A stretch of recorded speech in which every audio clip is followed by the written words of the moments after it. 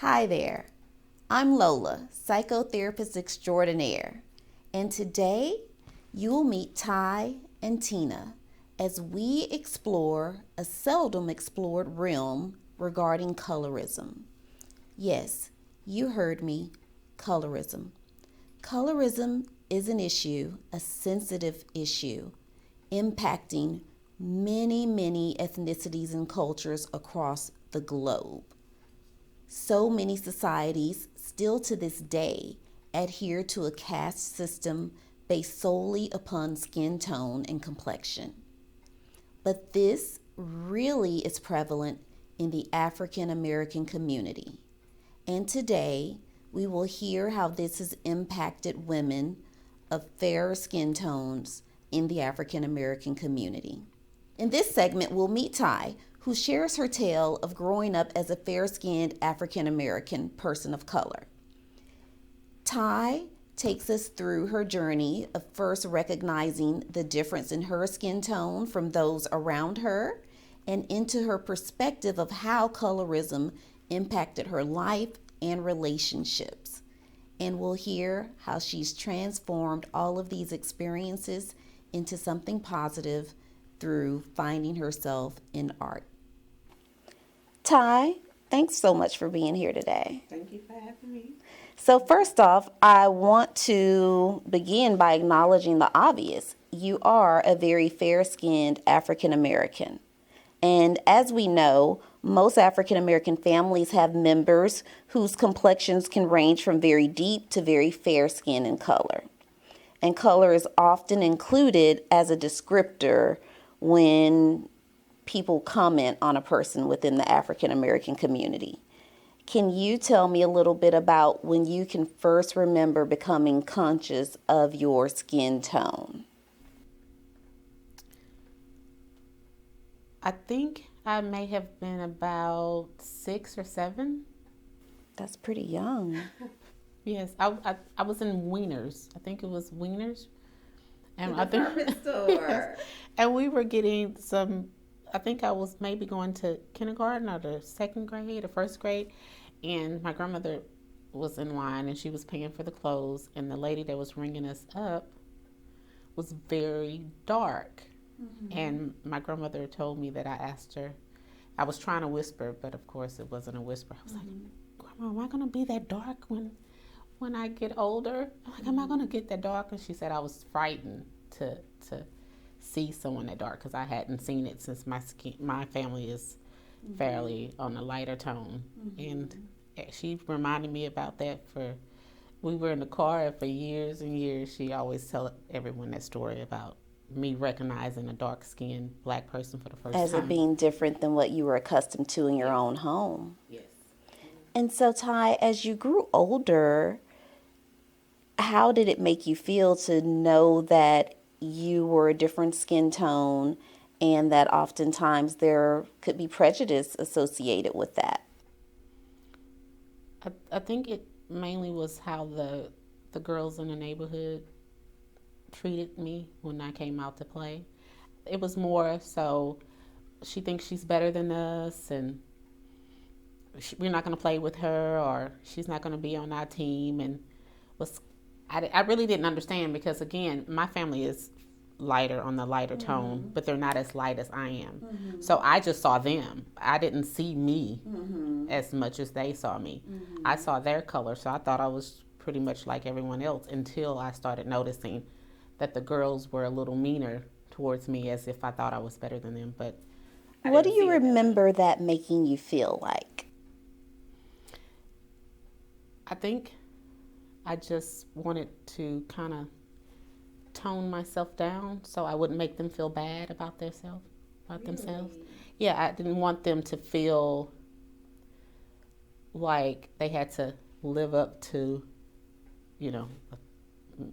how I looked. So I tried to tone it down so they wouldn't feel bad. So, Ty, it's almost like I'm hearing you say that you were made to feel as if you were in some sort of invisible competition that you didn't initiate. Yes, all the time. That sounds like a lot of pressure to live with. I didn't think about it as being pressure at first, though.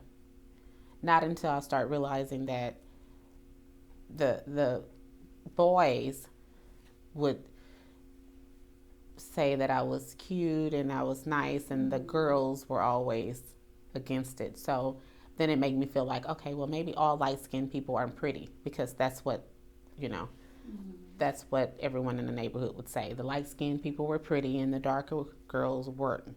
So when I noticed the guys would like me more and the girls didn't, then I just started having more guy friends than female friends.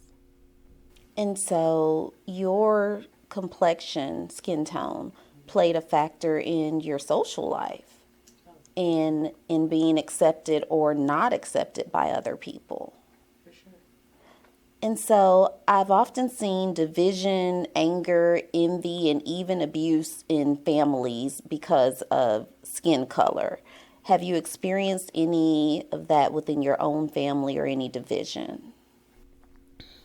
No, I think they used to tease me, but it was all out of play. So they really accepted me, and that's another reason why I'm saying I didn't feel like I was different or lighter, because the way my family treated me and because how I saw them. So they didn't really have any. I didn't really have any prejudice within my family because I was there with my grandmother and my aunts and everything. So I didn't.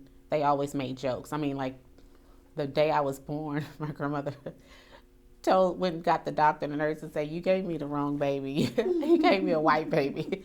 I need my grandbaby back," and it's been a going joke through the family. But no, I think my family was like my safe haven, pretty much. And so within the African American culture, there are already stereotypes, but there's a different subset of stereotypes that accompany lighter skinned blacks. What do you think some of those stereotypes are? I think I'll give you an example of one, because normally you would think if you're lighter skinned, the Caucasian male would be more attracted to you because you're similar to his race. Okay. Or you would think that the black man would like you because you're closer to a Caucasian woman. But it really doesn't work like that. So I'm actually too light for the white man who is attracted to black women, and I'm too dark for the black man who's attracted to white women. So it was always, Sounds confusing. Yeah, so I was like, oh, okay, well, I'm too light because I don't have that contrast that a white man is attracted to, and then I'm too dark because they could just have someone with long hair and fair skin if they wanted to have someone that was white. So I've always been right in the middle. Okay. Given your experience regarding skin color, what would you like for others to know about the impact colorism can have on people? I know that some fair-skinned women do feel like maybe they look better or they're entitled. But since I never felt that way, it was mainly I didn't want people around me to feel less than. So I think as a kid growing up in school and out of school with friends I had, I think I just didn't want to make them feel that because I was light, because everyone said it. Songs, people in the neighborhood, friends. Can you talk a little bit about that? Popular culture, songs, and things of that nature. I mean, there's so many rap songs that'll tell you about yellow girls, and I need her yellow with pretty hair, and I need her light skin, and I got my light skin, and that's what you see in the videos. You see a lot of light skin, or if they're not light skinned, then they're of a different race.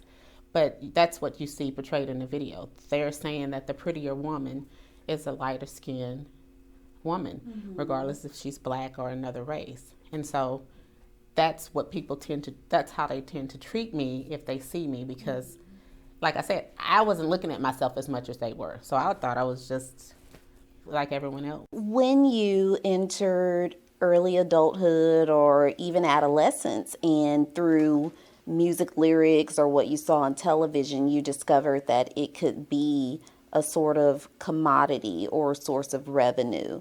Did you ever find yourself saying, well, okay, this is what people are looking for, so maybe I'll explore this world? Well, yes, and I think probably mainly with doing some videos or a few commercials, and I saw that they would, like I said, they would pick a lighter girl. And I was thinking, why not? If they're going to choose me, then I might as well audition and see if I can, dive into that industry. And so when you got into the industry, did you see any racial discrimination among darker skinned African Americans? Oh, yeah, actually. Because I can go back and look at a few videos or look at pictures, and I think it was rare to see a darker skinned lady in the video. Or just thinking about traveling and going to different shoots and being there all day. I really can say I probably can remember maybe two in all of the videos and that I've done. Okay. I can probably really remember two. So it was a rarity. Yeah. Ty, tell me a little bit about your life now in regards to color and colorism, what you like for younger members of your family to know, children, any of that. What do you teach the young people in your life about that? I have twins, and I remember when they were younger and they started talking, they would ask me, Mom, why are you beige and we're black? Why we're not beige? They would ask you that. Why are you beige and we're black? And I was like, no, I'm black.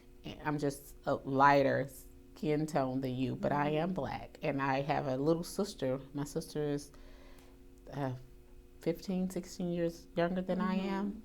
And she used to cry. She has a different mom. And she used to cry when she would come over to the house because she was like, why are y'all giving me to that white lady? And I'm like, I'm blacker than you. But, but I see how kids look at people like that. But I have to tell them that black comes in so many different shades. So many different shades. So you should not discriminate, regardless of the color of their skin. If they have any type of disability, you have to love all people for who they are. So I just say, I try to remind them that, and not only do I try to remind them to love people for who they are, but you don't have to make an announcement or call them beige or white lady or whatever, because it can be offensive. So I'll have to try to, teach the kids. They're older now, so I think they understand. But I have ran into a lot of issues where I've had little kids, call me different colors of the rainbow. I'm glad that you brought that up, because I think that people rarely recognize that a fair-skinned African American person can feel insulted by someone pointing out their skin color or calling them certain names. What are some of your feelings or reactions to things like yellow bone or red or any of those types of descriptive terms? Thankfully, since I've been older, I haven't had to deal with any of those terms. But younger, when I was in my 20s and I would get that, I didn't necessarily think of it as an insult. I think it was mainly me looking around, wanting to make sure that my best friend, who was darker, didn't feel uncomfortable about it. So I think I was always on my tiptoes, walking on eggshells about that, because she was always with me and she was darker. And men would acknowledge, that I was lighter and that, I was a yellow bone. And so it wasn't, I didn't focus primarily on what they called me and the names they used. You didn't focus on you more so than you focus on what that may have been making someone else feel like. Because I never felt like it was some type of entitlement or I was so beautiful because I was light-skinned. It was more so I saw how they praised the light-skinned woman, and I didn't want, like I said, the people around me to feel like I thought I was better than. How can African Americans make a united push towards this no longer being an issue? Yeah, that's a good question.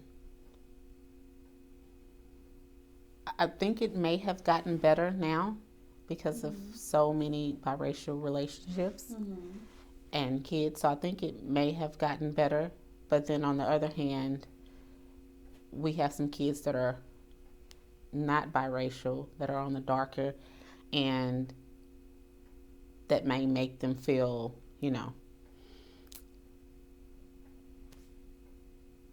inferior. But if we want to be united, I think we should probably praise all skin colors. I've been seeing a lot of things on social media where the darker skinned woman is praised and they're calling them just as beautiful as another woman, and they really are though, because they're highlighting their features instead of just their tone. So I think if we use the social media platform for like the younger generation to just appreciate like all the beauties and all of the features, then it'll help, because like I said, I think it's getting better because of the biracial relationships, but I think we would have to praise that woman, even more. Starting tiny though. Yeah. Okay. Well, thank you for talking with me today about this very important issue.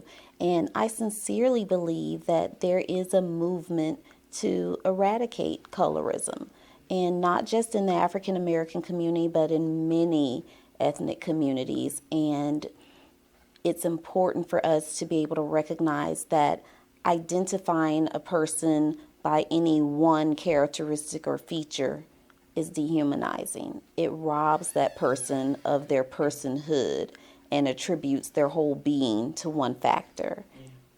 And as humans, we're so much more complex than that. And certainly as women, so much more complex than that. Do you have anything else you'd like to add today, Ty? No, not unless you want to hear some more stories. No, that's it. Thank you, though.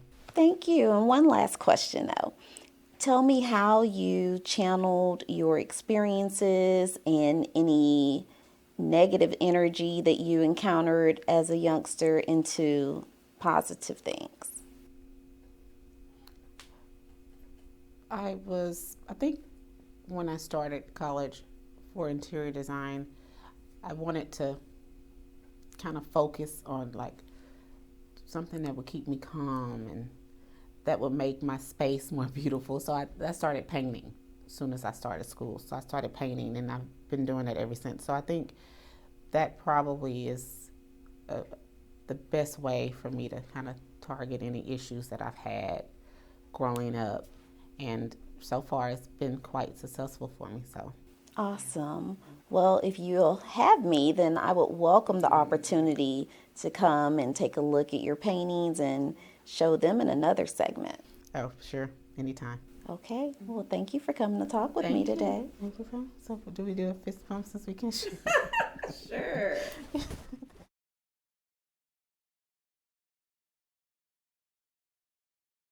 So welcome back to Real Life with Lola, and in this segment we meet Latina. Yes, hello. Hi Latina, how are you today? I'm great. How are you? I'm good. Thank you so much for asking, and thank you for being here. Yes, this is my pleasure. So we're talking about the issue of colorism within the African American community today. And so I'll start by stating the obvious. You're a very fair-skinned African American person. Yes. And so, Latina, how old were you, or at what point in your life did you first become aware of your skin color?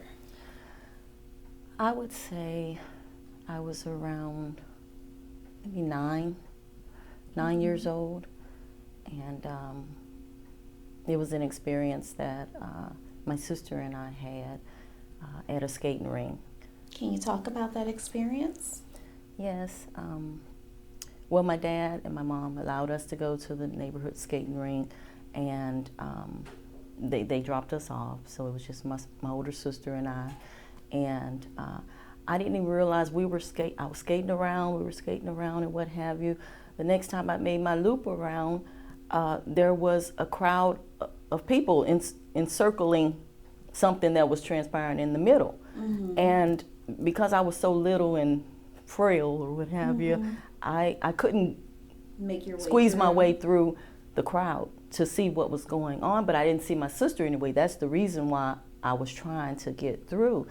When I got through, she was being jumped by several other females, and they were females of darker color, much darker color, and they were just beating her down, you know. So and she I was was trying, being and I was assaulted being pushed. Yes. in a public skating rink? Yes. And y'all were kids? Yes. And so if I was about 9, she was probably about 12, 12 or 13 or something like that. And so your sister is a fair complexioned African American yes, person. she's even lighter than myself. And so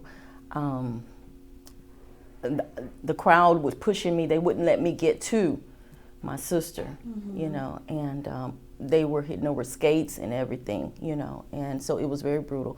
When my father came, because, you know, we eventually, you know, was able to call him, my dad, the young ladies, I don't know what their age was, but they were very disrespectful. They didn't have any fear of having an altercation with an adult, because when my dad, you know, he was so upset, and one of the young girls, she said, I remember her saying, what are you gonna do, old man, you know, and my dad had responded with his twin, and so my dad is not an aggressive person, you know, but I guess when he arrived and saw the state and the condition of my sister and everything, then he, you know, I guess he, you know, lost all, you know, control to an extent. That had to be really frightening. And the little girl was, she was kind of nudging him to come. Well, I say little girl, but I don't know. They might have been teenagers. I don't even remember. But he said, I'll show you, you know, and he went. But his twin pulled him back. And so it was a very, you know, the police came and everything. And I don't even remember, you know, I was so little, I don't know what action was really taken, you know, towards the assaulters. You know, but that was an introductory to me, you know, of how people that don't even know you, you know, will just take that type of aggressive, you know, action. How did that make you feel, and how did you come to realize that it was based upon skin color? Well, it made me feel that way because, like I stated, we didn't even know them, you know. And, you're just out trying to have fun. And my sister and I, we were just circling around the skate. We didn't know anybody, so we didn't go with any friends or anything, because we weren't really ones that were allowed to really go anywhere, you know. So that was a special occasion for us, you know. So we didn't know anybody, you know. And little did we know this was being, you know, we conspired, you know, up, and next thing I know, like I said, they were surrounding her and they were just, you know, attacking her. And once I was able to get pushed to the middle of the crowd, and it was scary, you know. Even talking about it today, I can tell you're still shaken up by the memory of it. Yeah, I'm sorry y'all went through that. And so, have you ever experienced being outcast or socially ostracized, or even professionally bullied or ostracized, where you believed it was because of your skin color? Yes, I was actually confronted when I moved to the Dallas-Fort Worth area to pursue my career in law enforcement. While in training on my first day with my FTO officer, which is my field training officer, we responded to this location, and it was one of the transit centers, you know, where the train and the bus comes in. And when we arrived, he was driving, I was in the passenger seat. We pulled up. Another officer that was assigned to that location, which is a female, she approached the vehicle, and she came to the vehicle on my side, which was the passenger side, and I had my window down. And she kind of leaned into the window, and she spoke to him and what have you, so I figured they were, you know, pretty familiar and good friends or what have you. And then she looked at me and she said, don't think because you're light complected that you're going to have it easy here. This department can be kind of, crooked, and So this was a colleague speaking to you like this? yes. And this was her first time, our first time having an encounter or even seeing each other. And so I was surprised and caught off guard. Now I'm new to the force, I'm kind of That's quite an being quiet, introduction. just trying to be observant and learn all I can, and in training and what have you. I have my field training officer, sitting next to me in the driver's seat. So, and I'm not knowing what her position is. I mean, I'm knowing that she's an officer, she's wearing the same uniform, but I'm not knowing if she's a superior or something, Right. So, so that's the only thing that I could. When she said it, I was so shocked, but then I just feel like some boldness kind of jumped in me and didn't, worry about what her credentials were or anything, her level of in the law enforcement agency. So I said, well, I'm not worried about that, because anything that I have obtained or pursued has been done the right way, and I have earned this position that I'm in, and I don't look for any preferential treatment from anybody. So it was very insulting. Yes, yes. And so I didn't even have to wonder if it was because of my color. For some reason she felt moved, to address me like that, and especially for our first,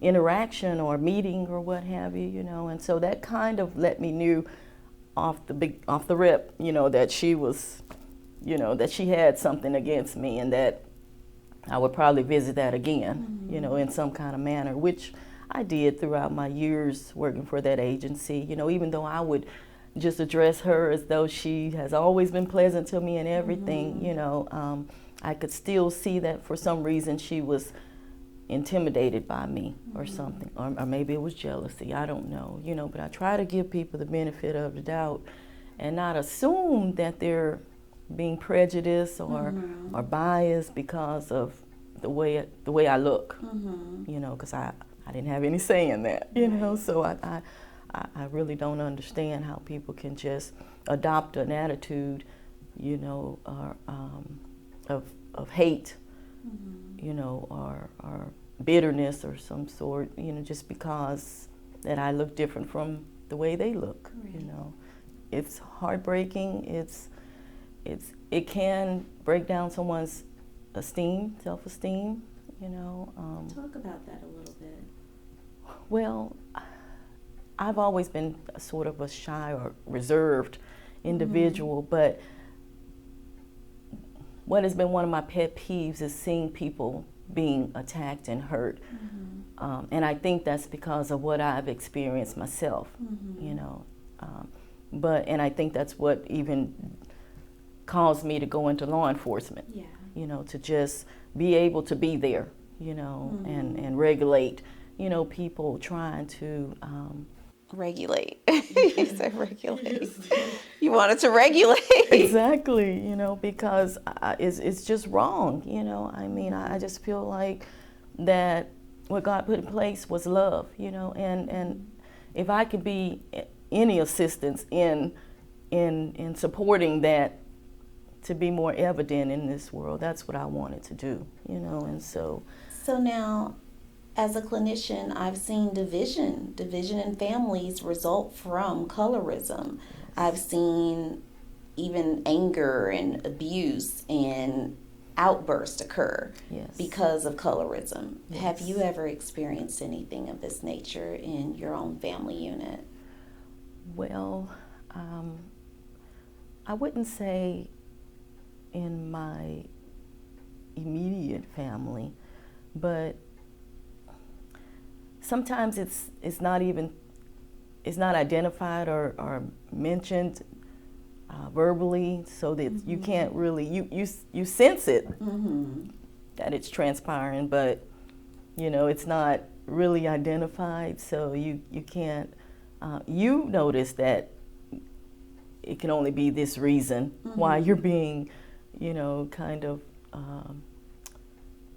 the one that's not selected, to be involved or participate or invited or what have you. But, you do notice the difference, you know, and even in family, if you've never had an altercation with this particular person or people, then what other reason would they have to isolate you or, you know, not allow for you to participate, you know? So I have felt that within some of the family down the, you know, maybe like down, not the immediate family members, but, you know, other cousins and down the way and what have you. Yeah, so I don't know. I just, you know, I've just always been the type of person to try to excuse people's, you know, behavior and hope that with me being gentle and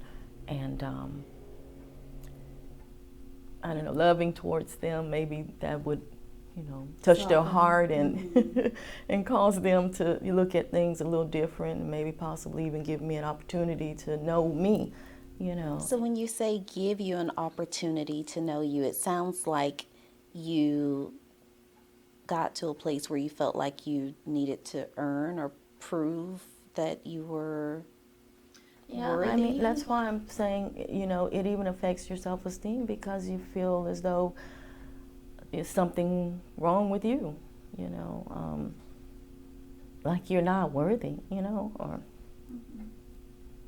Tell me where the emotions coming from.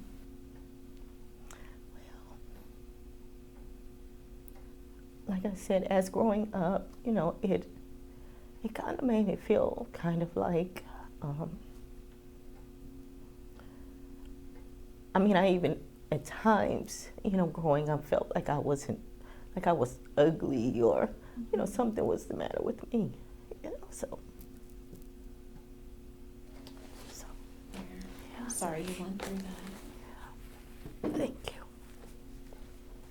So, you know, I've come to understand that everybody, there's a lot of people that have things that they're dealing with within themselves, you know, and I've like the saying that I've always heard, hurt people hurt other people, you know, and so I just kind of look at it as though, you know, they're going through something and, you know, they're unsatisfied with some part of their life or experience that has scarred them. You don't assume the worst. You try and look and see and put yourself in someone else's shoes, it sounds like, and think that, okay, they wouldn't be hurting me if they didn't have pain of their own. Exactly. So I try to break into that some kind of way because going back to the officer that said that to me, that approached me in that way, throughout the years of us working together, I think I was able to soften her, you know, because, you know, it came to a point to where she, you know, when she would see me, hey, Tina Boo, you know, and you know, but even with that experience. But it took her getting to know you. Yes, yes. And so even, because at the department, I kind of obtained this nickname, Boo, because I would always refer to people like, hey, Boo, how are you? You know, and things like that. So my nickname became Boo. So that's kind of, you know, how she began to fall in suit with everyone else, you know, referring to me like that. And, you know, so I think some people's heart are pinchable, you know, and some aren't. And but in those instances that they aren't, I just, you know, I just kind of separate myself and just be aware, you know, when I have to be in their presence, because it's kind of like you can't really put all your trust, you know, put yourself out there and potentially get, you know, injured in some kind of way, you know. And so do you feel that colorism has impacted your dating life in your earlier years or your social life with forming friendships and relationships? Well,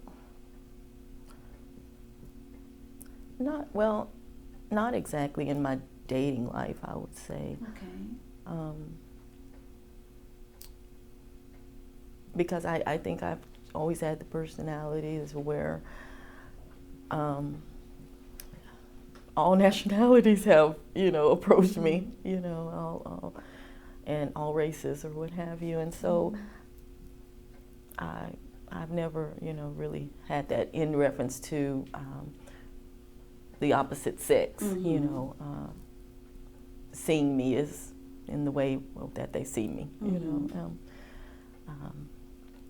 but when it comes to, I think most of it has stemmed from other females who don't look the way I look or have the same skin color or what have you. That's where most of my experience has come from with the colorism and the, yeah.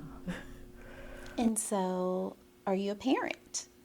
Yes, I am. And so, what lessons have you taught your children about colorism or judging people for unimportant reasons and being prejudiced against others and judging a book by its cover? Right. Well, in those instances of raising my two, I have a daughter and a son, and I've always told, especially my daughter, because of my experience, that to just be alert, and don't excuse what people say to you or even the way they act in your presence, because it can potentially, protect you from some real hardships, and attacks on you. And so, but I've told them to always treat people the way you want to be treated, and so, and even you can try your hardest, but some people are just not pleasable, so in that instance, the way that I look at it and the way that I carry myself, I just, give them their space and keep my distance, kind of keep my eye on them, because I mean, when someone violates your trust, and you don't know what measures that they will take, or what they're capable of, and so I just tell them to, respect everyone, treat everyone decently,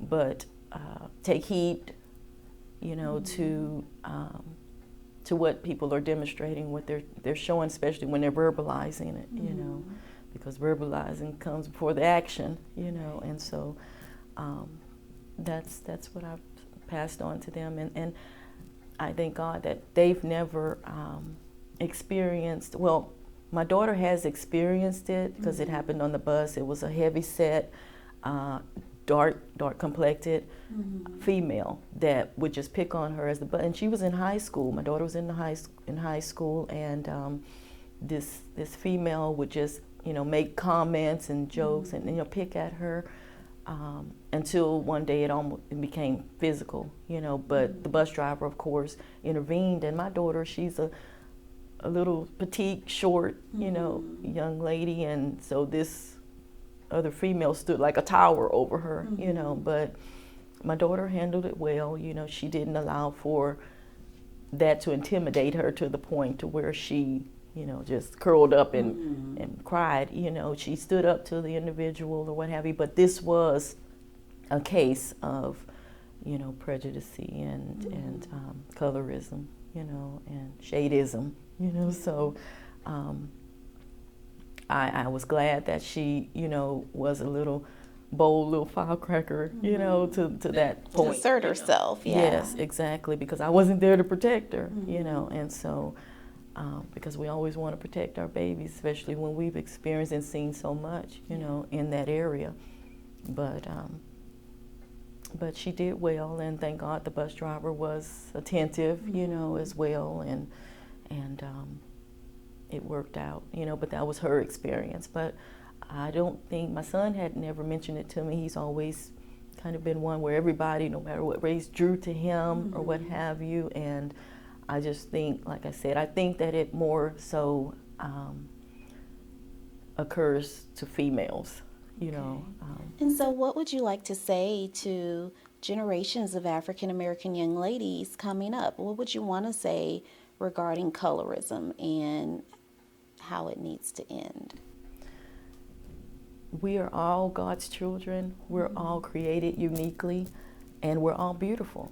If we were all cloned, then it would kind of be a boring world. Exactly.